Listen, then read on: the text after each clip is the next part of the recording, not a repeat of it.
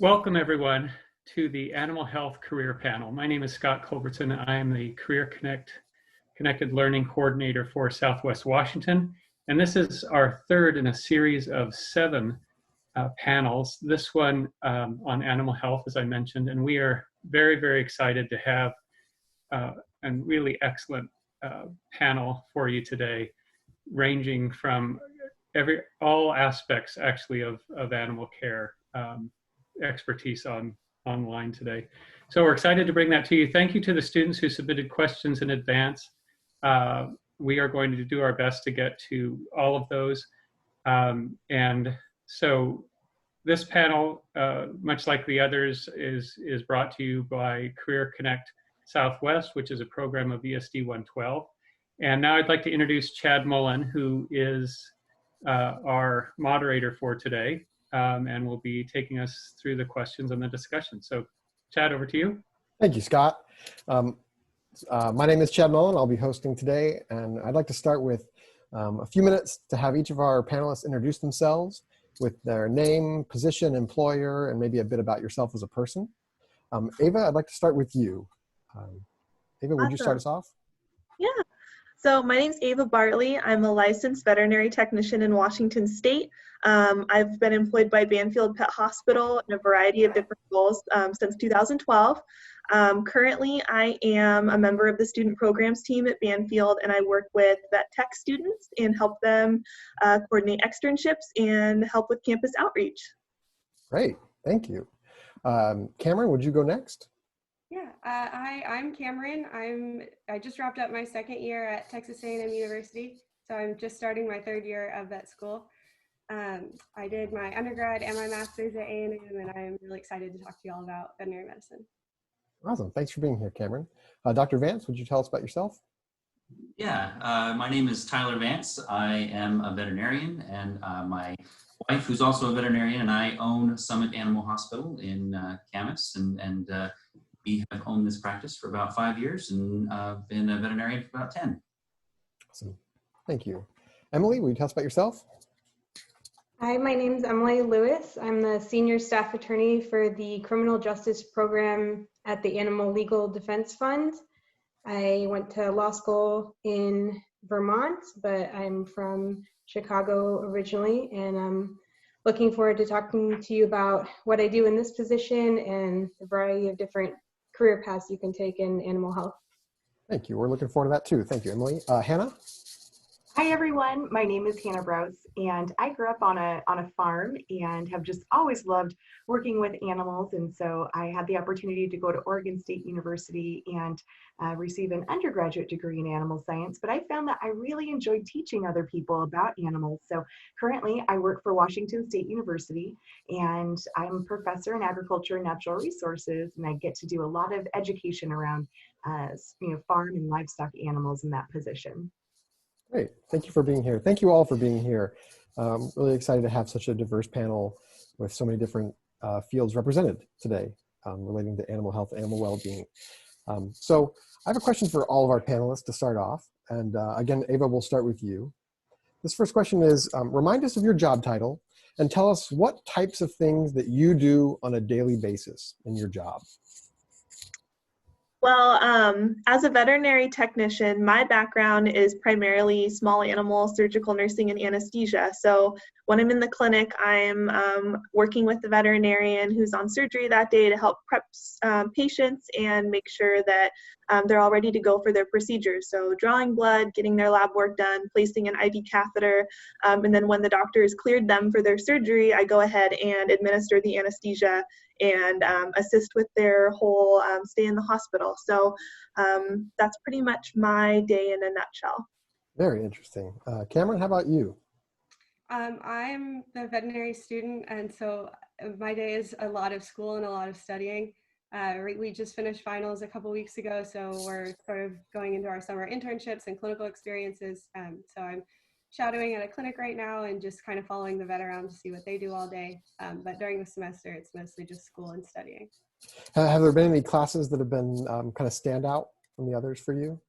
Oh yeah, so this semester we started our surgery course, which was really cool, and anesthesia as well. Those were both really fun classes. Wow. putting your Yeah. hands on animals. Yeah. Very cool. Dr. Vance, what's your day like? Pretty variable. Anything from vaccinations to surgery to annual wellness exams. At this point, because of COVID-19, we're really doing mainly urgent appointments and emergency type of exams. So it's not so much on the wellness. You see a lot of puppies and kittens still because it's important to get their vaccine started when they're very young. So I would say right now it's a good mix of puppies and kittens and then emergency cases. Oh, thank you. Emily, what is your day like? As an attorney in the criminal justice program for the Animal Legal Defense Fund, my day is also pretty diverse and changes every day, which I like about it. But primarily, I am assisting law enforcement and prosecutors in assessing the criminal cases that they have as they pertain to animals and looking at the evidence that they have produced in their investigation to decide whether criminal charges and prosecution are viable. I also train veterinarians on recognizing and reporting animal cruelty, and I assess the laws nationwide to see how they can be improved to protect animals. Thank you. Hannah, how about you? Absolutely.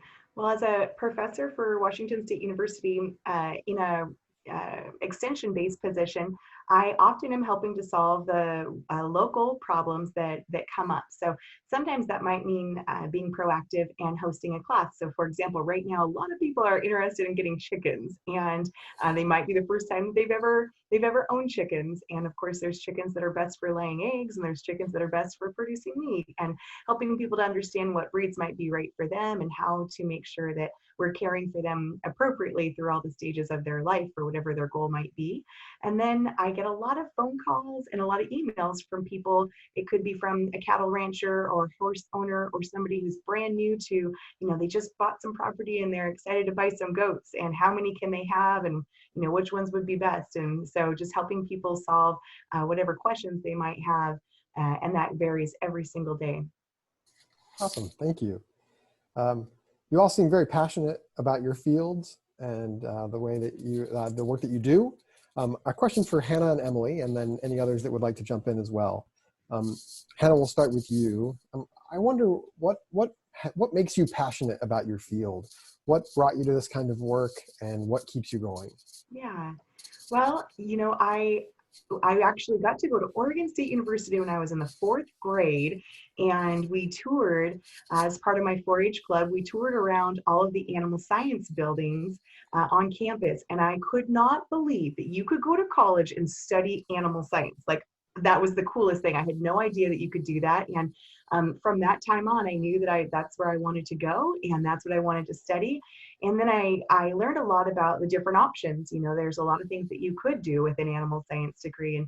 And so even though I had grown up on a farm, I was really passionate about learning about all the different kinds of livestock and how they're produced and how they're raised and how we keep them safe and healthy while we, are their care providers.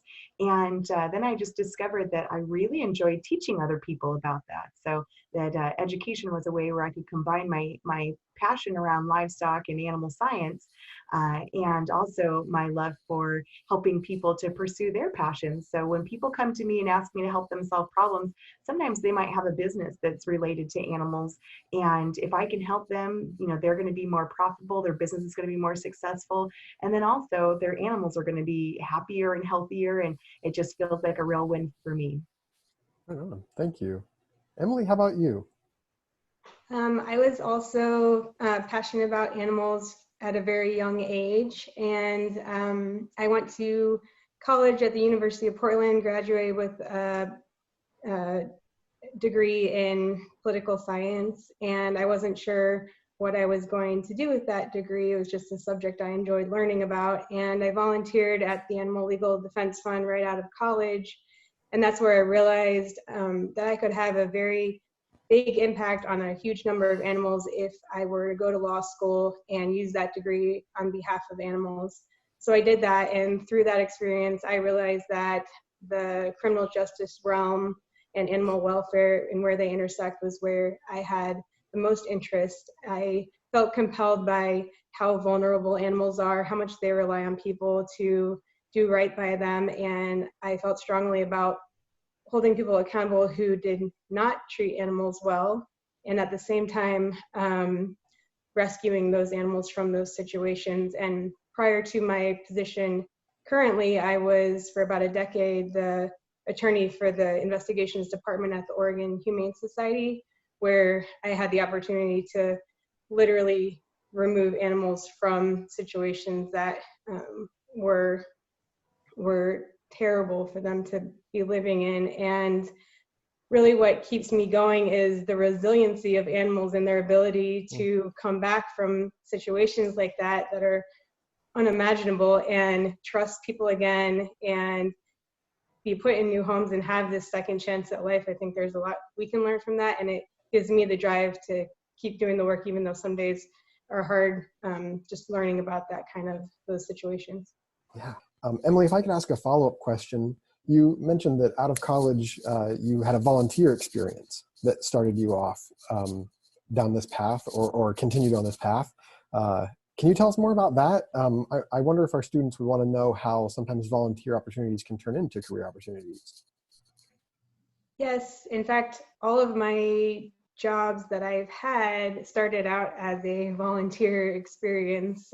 That's been the way because I am generally kind of a shy person, so my networking skills aren't that great. And so it was better for me to volunteer at a place where I wanted to work or I thought that I wanted to work and experience that environment and have them experience my passion for the cause and my ability to do good work and improve their organization or their mission.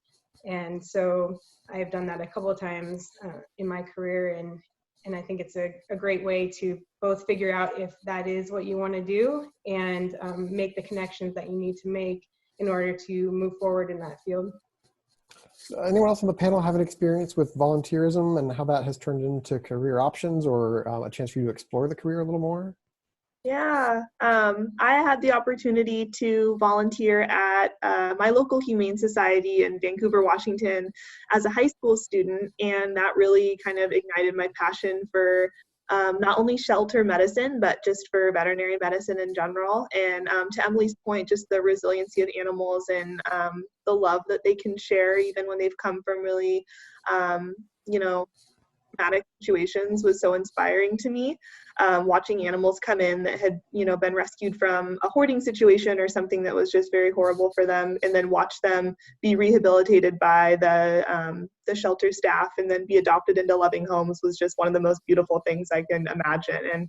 And after my volunteer experience, I actually was able to go and get my vet tech schooling completed. And then after I got licensed, I came back and did some anesthesia for their surgical clinic in the same shelter. So it was a very cool experience, two different roles. Wow. Great, thank you. Our next student question, and I'll start this question with for Cameron and Dr. Vance. Question is, what is or was the most difficult course you had to take to get your job or to work toward your job in Cameron's case as a veterinarian? What is or was the most difficult academic course you've taken? Cameron, can we start with you? Absolutely. So I can say hands down, without a doubt, it was large animal anatomy. That was a really, really hard class for me. Just because you work in small animal anatomy, you really only work with one species, which is the dog, and a little bit of cat thrown in.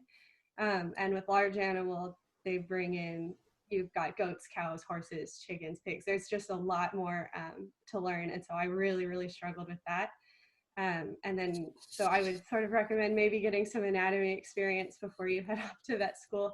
And as an undergrad, I would say it was molecular biology, which is anatomy of cells. So you can kind of tell that anatomy is not my strong suit. But yeah, those are the two I really struggled with. How did you get support through those? Were you able to just push through, or did you use anyone else's support for that? For the molecular biology class in undergrad, I was a little more hesitant to reach out because it was one of my sophomore classes. I was kind of young and just thought I could do it myself, and that it didn't go that well for me. So when I started struggling with large animal anatomy, I reached out to friends who were very, very strong in anatomy, had a lot of experience with it, and professors are honestly a really good resource. All your teachers, they teach because they love it, so they're there to help you.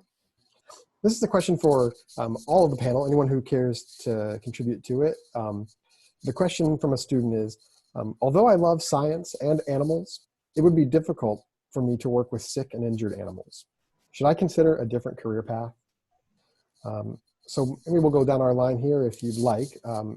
Ava, would you start us off with that if you have a contribution to that?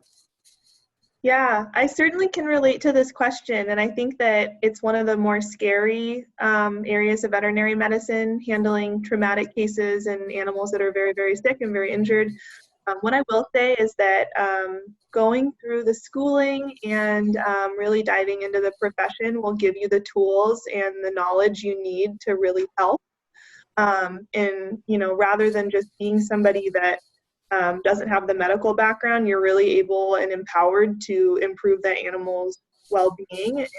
And when you're well equipped with the tools to help, I think that it becomes a little bit less scary, and you can just kind of put on your work hat and you just get to it. So I would encourage anybody with the passion to at least try it out and, you know, see if, you know, when given the proper tools, that it could be something that they would really enjoy to do, even though it's scary. Cameron, any advice for our students who love animals but are a little hesitant about working with sick or injured animals? Yeah, I think Ava made a lot of really good points. It can be really hard to see an animal that is suffering and not know what to do about it. And when you go to vet school or you go to vet tech school, they teach you what to do about it. And so for me, it's really gratifying to use those tools to take an animal that's in a really bad situation, that is hurting or that is sick, and then to help them get better and to watch their progress as they improve, and know that excuse me, that your education and your schooling is the reason that this animal is getting better. Dr. Vance, any contributions to that question? There's a really difficult thing that is not easily taught, and that is to be able to recognize the suffering of the pet, and to know that you can a pet, you can improve their quality of life, or when it comes down to it, euthanasia is a really big part of our job, unfortunately, and one of the hardest things that you can do. But when it comes to easing the suffering and you know, helping a pet that that doesn't have the ability to help themselves, that is you know, something that we have to deal with on a regular basis. Dr. Vance, will you define euthanasia for our viewers? Yeah, so euthanasia is a humane end of life, meaning putting an animal down that is beyond the point of helping. You know, one of the most gratifying things we can do is to have a sick pet come in and then be able to walk out that front door with a much happier animal, but unfortunately that doesn't always happen. And so euthanasia is allowing that pet to pass to ease its suffering. And sometimes that's the best option for it, unfortunately. Emily, any thoughts on the question of someone who likes animals and has compassion for animals but might be challenged by sick or injured animals?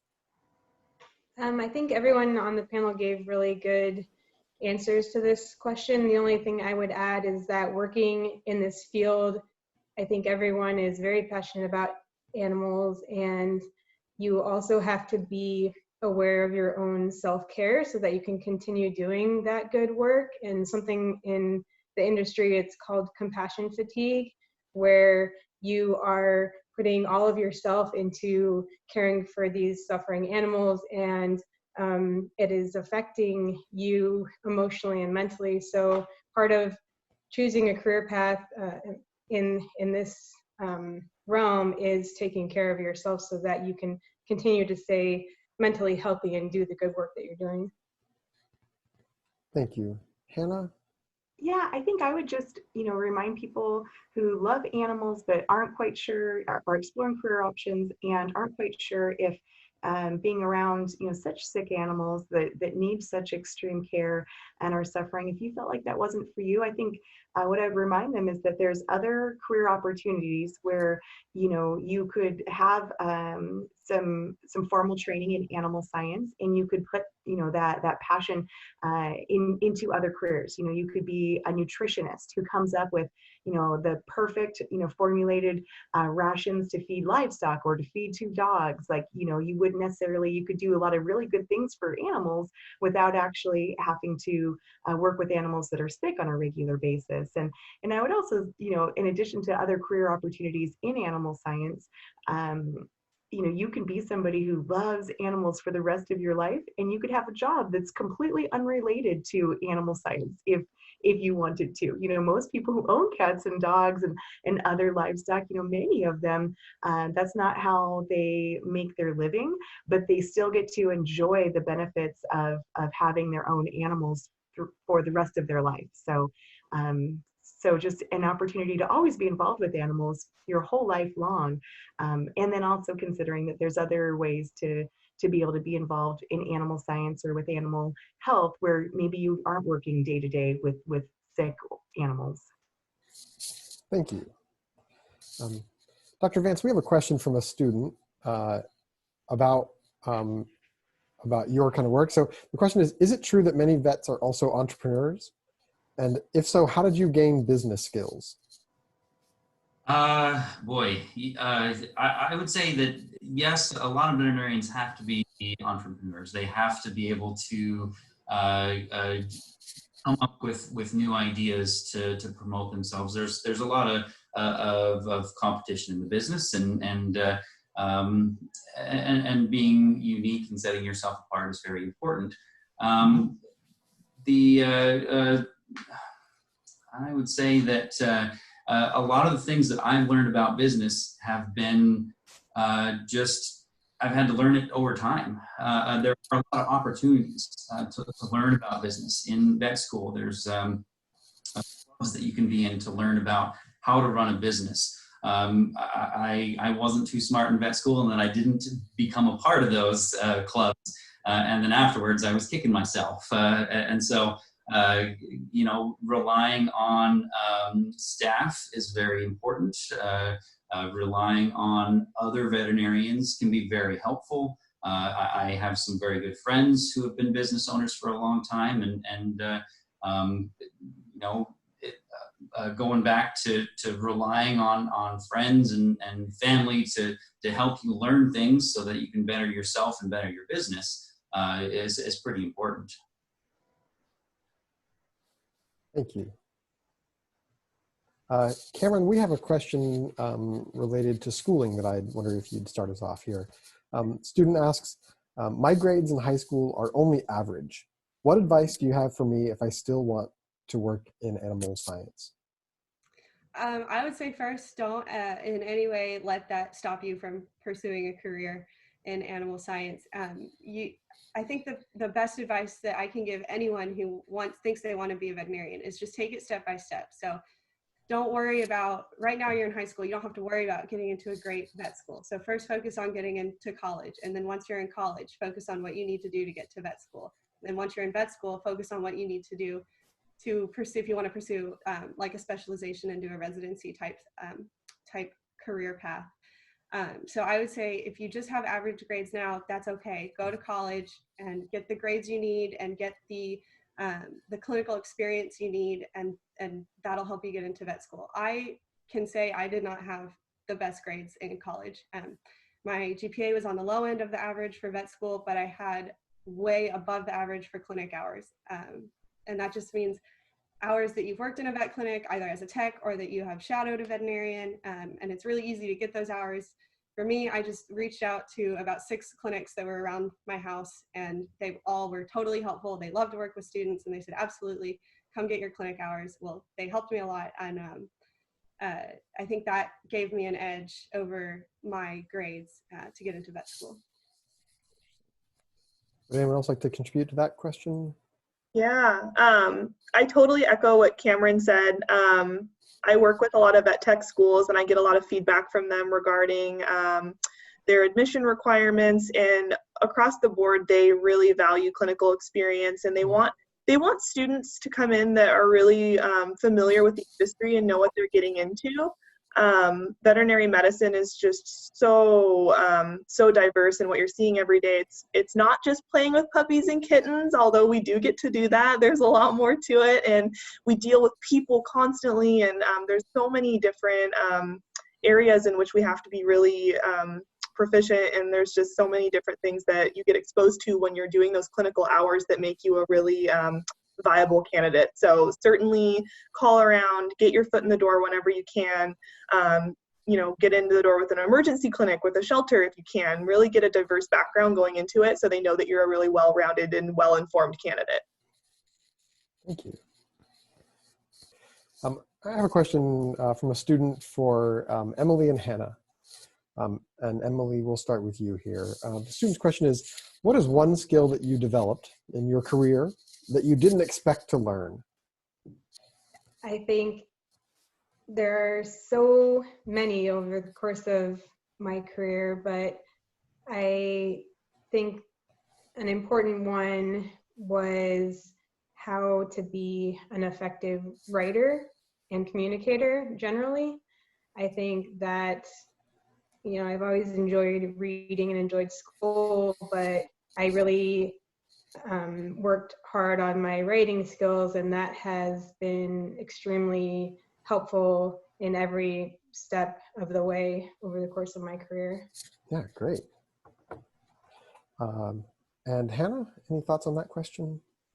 Yeah, one thing that has surprised me, this is kind of the way that I'm interpreting the question, that one thing that's really surprised me is when it comes to animals, sometimes people don't do as much research as you might think they would before they want to dive right into maybe, already having purchased a farm. I just bought 20 acres. Now what are the animals that I should put on there? Or knowing how many animals, a small piece of property might be able to support to keep the animals happy and healthy. I had somebody one time call me and said, I'm going to the auction and I'm buying dairy cows today. Anything special I should know? And I thought, whoa, do you know they have to be milked twice a day, every day? They did not. So, one of the things that has kind of surprised me is that, owning animals and working with livestock, it's so rewarding and it's such a wonderful experience that the more you can do on the front end to prepare yourself, to research, to learn about how to care for them properly and what those needs might look like, and also what the expenses might be. If you wanted to own a horse, knowing that, you're going to need to keep them up to date on their vaccinations, and how expensive is feed right now. And sometimes things happen in our industries that make feed, particularly expensive year to year. Or if you will need to get, shoes put on your horse, how expensive is that going to be? And just the idea that knowing as much as you can before you get yourself involved with animals or livestock for your own personal use, that's one of the things that's kind of surprised me, is that sometimes people's enthusiasm and excitement takes over, and where maybe they might be better off learning a little bit more and asking more questions and using their resources, like talking to their local veterinarian or other producers, or contacting their extension office to find some resources before they go ahead and purchase.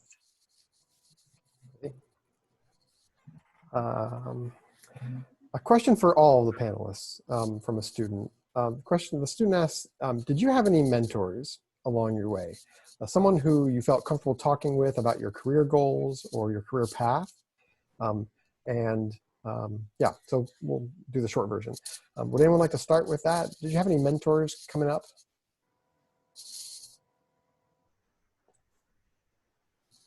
I can start. I've had a number of mentors, and I think if you discover someone that you really admire or want to emulate their career path, definitely invest the time in getting to know them, even if it's over coffee or something informal, and because that can make all the difference in your career, is knowing someone and having someone who's been through that career path and advising you on things that they learned with their hindsight or or just going forward who's going to support you and help you make the connections that you need to make, but that is very valuable. Great. Yeah, absolutely. I was lucky enough to get a job in a small animal clinic right out of high school, and I had the opportunity to work with small animal veterinarians during that time, and there were a couple in particular that were just so helpful and that really invested in my growth and development. And by really learning about them and asking them questions, I was able to develop that bond with them, so that when the time came for them to write me a letter of recommendation or to give me really helpful advice about my schooling, they were there for me, and they were able to really be instrumental in my success. So definitely dig into the team that you're in. If you are fortunate enough to have a job in a clinic, really get to know your veterinarians, your credentialed technicians. They've been through it, they can help you. And a lot of people just really love to teach, and I think that really asking the right questions can get you really far.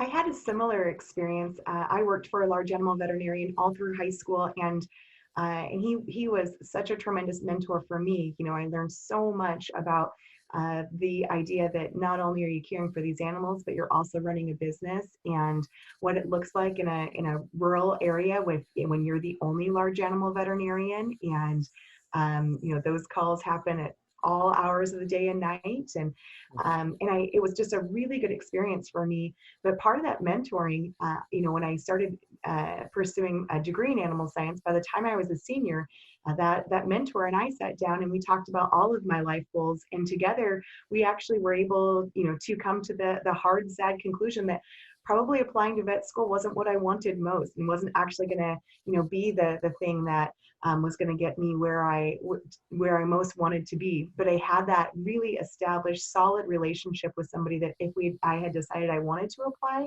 I would have had those hours that we were hearing about that are so important, and also those strong recommendations, and even ultimately deciding not to apply to vet school.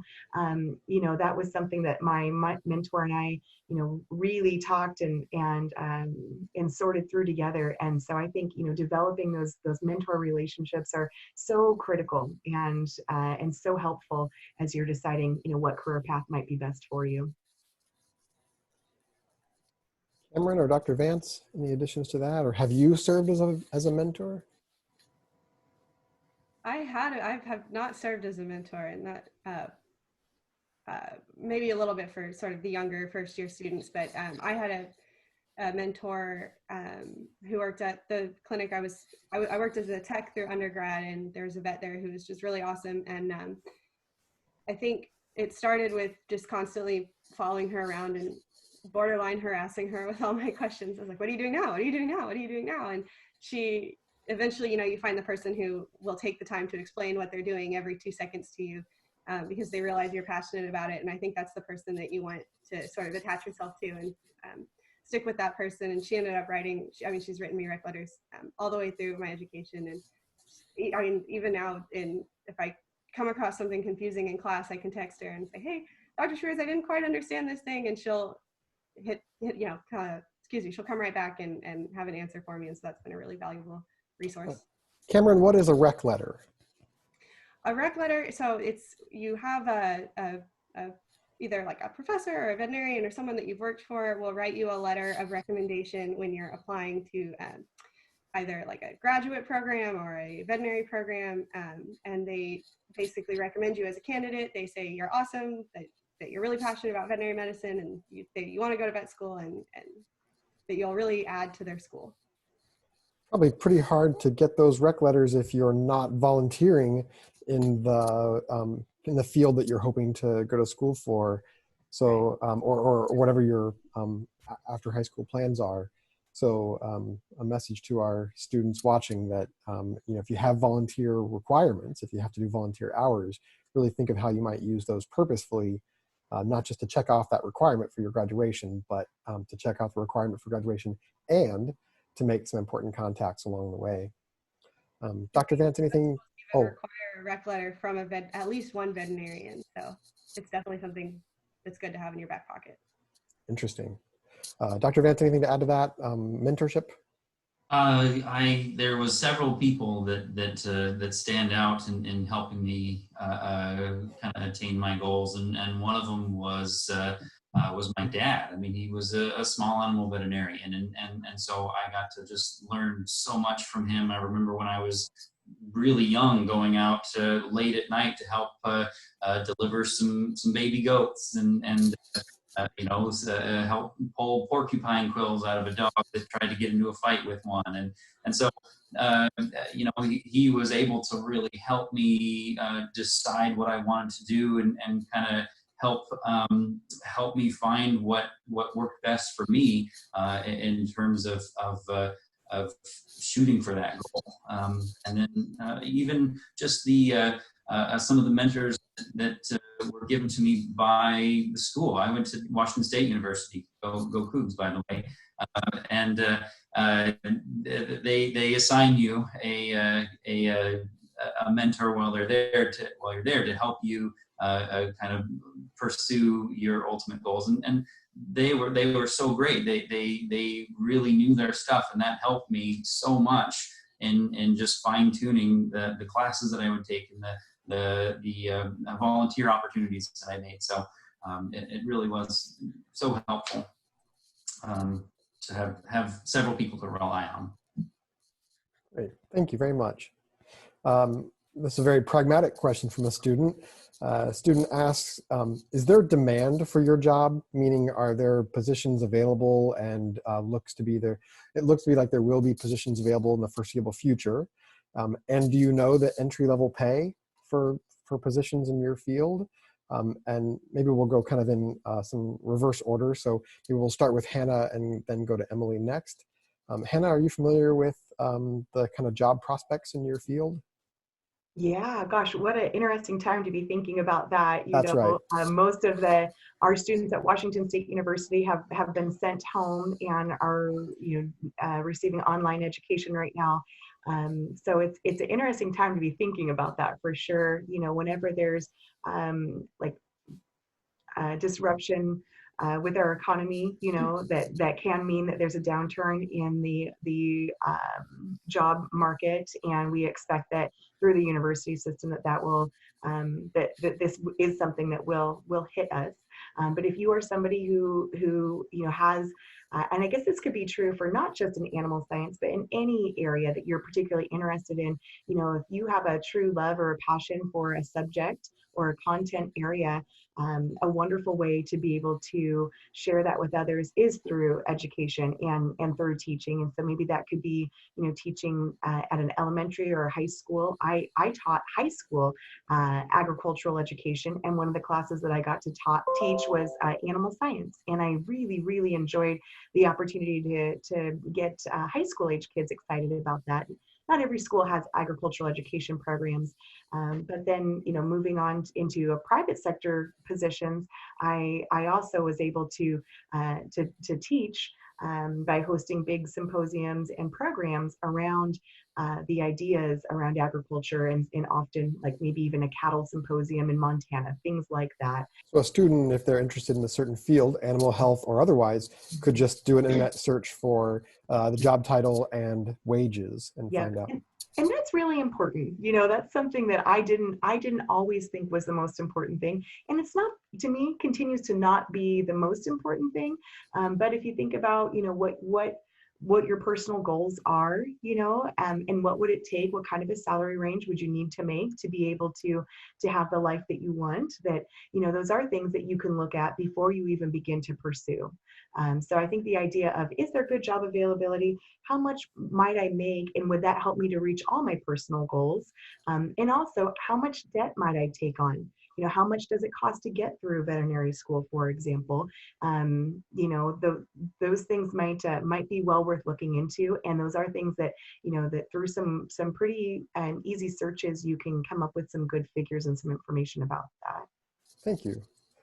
Emily, any sense of the job prospects in your field? Well, animal law is definitely a very specific niche, but I believe that it's growing more and more every year. There's a lot of different career paths you can take in the field of animal law. even within the organization that I work for, we have a civil litigation department and as well as a legislative department. So there's lobbying. You can do a district attorney position that's prosecuting people who mistreat animals. You can, I know of lawyers who are the executive directors of large animal shelters and small animal shelters. There's a lot of different ways that you can go with a law degree, and even bringing together two fields that you have an interest in as well. So not just specializing in animal law, it really opens a broad spectrum of things you can do with a law practice. You can do estate planning for animals. There's custody disputes and divorces with animals. So there's a lot of different, you can go into family law and still do animal law work. So I think you just have to really be creative and persistent. Thank you. Dr. Vance, do you have any sense of the job outlook for veterinarians? Right now, there's a huge demand for veterinarians. I've been looking for an associate for a long time, and everybody's looking for one too. And it really depends on the type of practice you do. There's just an enormous demand for large animal veterinarians in rural areas. And there's such a demand that there's a lot of, I can't remember if there's state or federal programs that will help pay your student debt down just to practice in certain areas of certain states. And so that's how much they want veterinarians. They're saying, please, we'll pay you extra money to be here. Come practice in this area. So yeah, right now there's just a big demand for veterinarians of all types, a small animal, which are companion animal like dogs, cats, exotics, as well as large animal or equine, bovine, horses and cows, llamas and alpacas and everything in between. So absolutely big demand right now. Cameron, would you add to that any knowledge of the career you're headed into? Yeah, I would add to that. I mean, I definitely agree with it. The demand is so high that they're adding a whole other vet school in Texas pretty soon. So we really need vets. The school they're putting in, it's going to be at Texas Tech University, which is sort of up north, and it's kind of in a rural area. So they're really looking for those rural vets and the food animal and the large animal type veterinarians, but obviously the small animal as well. Interesting. And Ava, how about you? Yeah, so I'm super passionate about this question.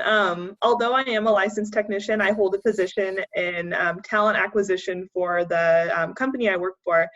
So I work very closely with veterinary technician recruiters. The unemployment rate for a veterinarian is less than 1% right now. And that just speaks volumes to the need we have for veterinarians across the board and credentialed technicians as well. The particular practice I work for would like to have 3 credentialed technicians per veterinarian, and right now we have 0.4. So we need you. So if you're thinking about pursuing a career in veterinary technology or veterinary nursing, the need is there. And, these professionals are just in such high demand. And to Dr. Vance's point, there are a lot of incentives out there for debt relief and for sign-on, and a lot of companies are really putting forth some really powerful incentives to get these credentialed folks. So the need is there. We need you guys. Ava, would you care to say who your employer is? Yeah, I work for Banfield Pet Hospital. And I do remember in the beginning of your question, you did inquire about the starting rate for a veterinary technician. And I do think that that's important information to know. The hourly wage, typically it is hourly for technicians, much like nurses on the human side. It really depends on where you're practicing. However, the hourly wage you can expect as a credentialed technician is somewhere between like $18 to $30 to $33 an hour. Again, that could change depending on what area of medicine you're working in, whether you're working with a large animal veterinarian or if you are working in like a small animal emergency or specialty. So certainly do your research and make sure you're getting into a wage you're comfortable with, but it does vary quite a bit. Thank you for that. Folks, we are down to our last question. So our final question from a student is, do you have any final advice for me as I have an interest in pursuing a career in animal health? And we'll go in alphabetical by first name. So Ava, that means back to you with Emily following. Ava, any advice for our young folks watching? Yeah, definitely. Again, if the passion's there, I just so highly encourage you to follow it and really explore different areas of animal science. If you think that you're interested in small animal only, give large animal a try. Go and work with some livestock and see if that really speaks to you and really sparks your passion, because you never know until you try it. And again, with the mentorship, really, invest in those bonds you make with folks you meet in those professional settings, because their insight can be so incredibly powerful. So to Hannah's point, having that advice about, what she should do with her, with her schooling going forward. I had similar experiences thanks to the mentorship I had. So really just put yourself out there, and sometimes it's a leap of faith, but it's worth it. Thank you, Ava. Emily, any advice for our students watching? Any last advice? Yeah, I have two pieces of advice. First, there's this saying that goes, if you do work that you love, then you don't work a day in your life. And that is so very true. Having experienced it, I really would encourage you to, if you to do something that you love. And if you aren't enjoying it, working is so much of your life. Don't stay doing a job that you're unhappy with. And my second piece of advice is to send thank you notes. If you are trying to make connections with people, it's those tiny gestures that really will make you stand out to someone, and they'll remember you later when it matters. Great, that's wonderful advice. Hannah, any advice for our students watching? Yeah, gosh, I would just follow up with what we've heard so far. But I think that the more experience that you can collect, whether that's volunteer experience or having a mentor, the better. Like, deciding what you're going to do for a career, it's a big commitment. And this, especially if you're hoping to get into, veterinary science, like, it's a huge undertaking. But if you are a hard worker, like, not everybody's a hard worker around you. And if you're a hard worker, and you apply your passion to that, gosh, the opportunities that you might have in any segment of animal science or animal health, there are plenty of opportunities out there. And just one thing I would share would be, I took my passion and interest abroad. So I actually had an opportunity to work on cattle ranches and sheep stations in Australia and New Zealand and down in Argentina. And I just learned so much more about how other cultures even raise livestock and how they treat them and how they value them. And rolling a passion that I had, animals and livestock, into international travel was a really cool opportunity too. So just something else to kind of keep in mind, that the more experiences that you can gather and more information that you can get as you're making these big decisions, the better. Great. Thank you, Hannah. Cameron? I think in addition to the sort of study hard, get your animal experience advice, the piece of advice I wish I had was not to get frustrated or get down on yourself, because I think there's going to be a lot of people around you that are very discouraging, not on purpose, but they'll see you say things like, I want to go to vet school, or I want to work in animal health. And then they'll reply with, oh, that's such a hard field to get into. I heard vet school is harder to get into than medical school. And you just kind of, it can kind of mess with your head, and you start thinking, oh, maybe I'm not smart enough or not driven enough, or maybe I don't belong in this field. And that's not true at all. If you have the passion, and if it's what you love to do, then go for it. Thank you, Cameron. Dr. Vance, will you close us off with that question? Yeah. So kind of following up on especially what Hannah said, put yourself out there, volunteer. I was always, especially in high school and early college, I was an introvert. I would not actively get out there and get out of my comfort zone. But once I was in vet school and I realized that I needed to start doing that, just the opportunities that I had, it was incredible. During school, I was able to work with grizzly bears in the research center. I was able to bottle feed baby bighorn sheep. I was able to work with fish and game wildlife, looking at parasites and infectious diseases in deer population. And I would have never had those amazing opportunities if I didn't put myself out there and walk up to somebody and said, hey, I'm a vet student. Can I help? I've got an extra couple of hands here. And it's amazing the amount of people that will say, yeah, come on down. Let's do this. Let's have some fun. And you can learn so much. You know, I wouldn't have had those opportunities if I had said, nah, I don't want to go talk to that person. I'm going to go home. And so it took me a while to realize that. In high school, it's a great time to do it, to get out there and work with some humane societies, or work with some rescue groups. There's a lot of great groups out there that need some extra hands. So get out there and put yourself out there. And not only do you get the hours and the experience, but you get some great memories, and you do a lot of good. Thank you. Mm-hmm. Well, we're out of time for today. I'd like to thank our animal health panelists for joining us for our third virtual career panel. And students, I hope you learned something about a job that you didn't know much about before, and I hope that you're inspired by these professionals. Panelists, thank you so much. And I'll turn it over to Scott to close us out. Yeah, and I want to echo that. Chad, I want to thank the panelists for joining us today. I speak for Chad. I think just personally, we could go on for a couple hours with you guys and really enjoy it. And if anybody has the answer to how to reverse 40 years of career experience, give me a call and maybe I won't retire.